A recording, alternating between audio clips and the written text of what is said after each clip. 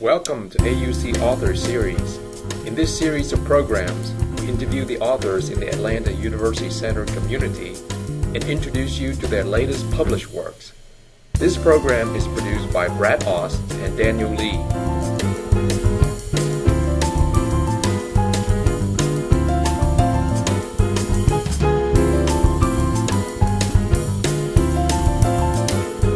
Our guest today is Dr. Shanisha Brooks Tatum.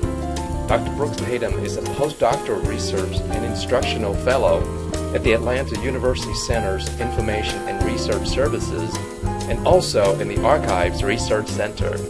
She specializes in Black popular culture, religion, gender studies, and performance. Welcome, Dr. Tatum. Thank you for being with us today. Hip-hop is so unique and so popular, and I'm excited about your latest work, Spirituality and Religion in Hip-Hop Culture and Literature. Could you tell us a little more about it? Well, it's actually a short piece on that particular topic, spirituality and religion in hip-hop literature and culture, and it's a part of the Greenwood Encyclopedia for Hip-Hop Literature by Dr. Tarshia Stanley. She's a professor at Spelman College, and I was invited to submit a piece because there was not a lot of work on that topic, so that's how I got started. It was part of my dissertation project, and I just pulled the most important information, just an overview of spirituality and religion in hip-hop literature and culture, and that includes Christianity, Islam, and other religious practices as well. Why did you choose this topic for your work? I actually chose this topic, like I said, it was part of my dissertation, so a friend of mine from college exposed me to Christian hip-hop. I'd never heard it before. I was a big, and still am a big hip-hop fan, but I'd never heard about Christian hip-hop, so I just started researching it. I did interviews with artists in Detroit. I attended events. I interviewed church officials and pastors and leaders of various groups that facilitate Christian hip-hop performances and concerts and conferences all over the country. So it's just an interesting topic to me in terms of how artists are able to negotiate different audience expectations in terms of religious audiences and non-religious audience members who are just into hip-hop. So I'm interested in how they perform their gender, sexuality, and race in those particular contexts. Can you give us some example of hip-hop artists who have successfully crossed over into using spirituality and religion in their art? Well, actually, a lot of people don't know that hip-hop is rooted in Islam and 5%erism, so artists like Queen Latifah, Erykah Badu, several artists have used references, but if you're not familiar with the religious practice, they will go unnoticed to you often. So things like the seed and, different references like that refer back to 5%erism.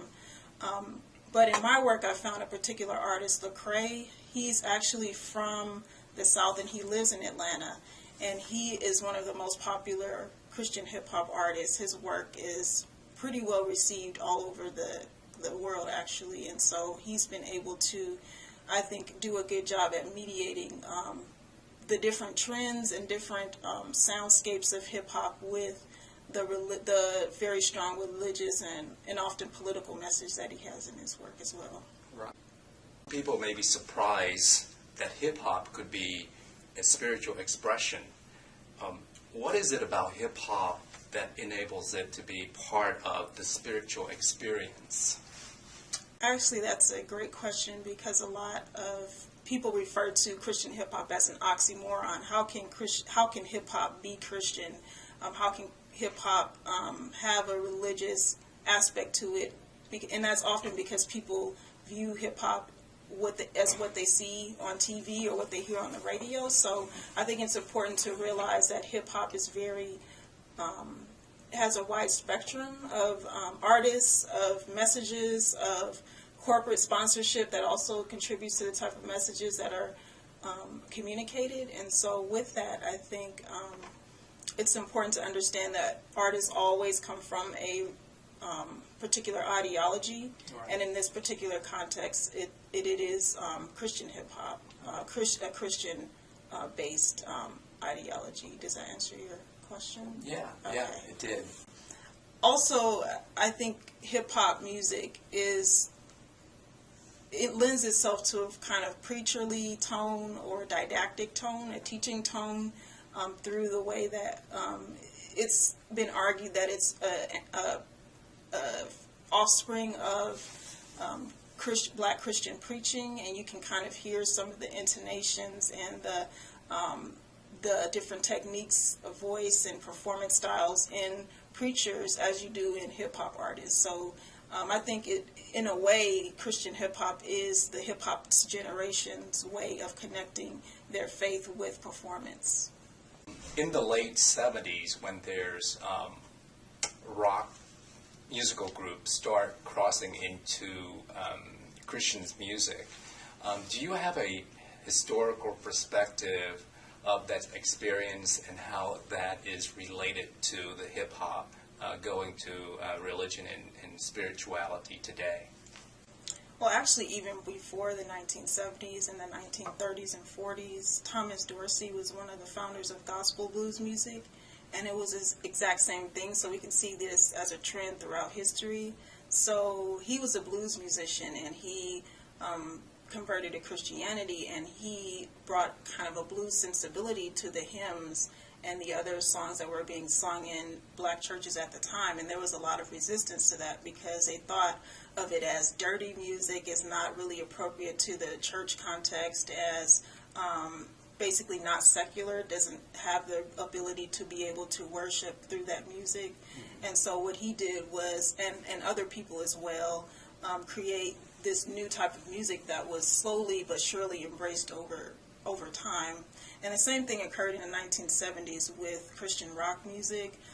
There was, it was, the hippie days in the U.S. Right. And a lot of teens were also into rock music, and there was this popular song, or actually album, that was titled after the song, "Why Does All the Devil Have All the Good Music?" or something to that effect. So I talk about this in my dissertation, which I'm actually revising into a book manuscript, just to show that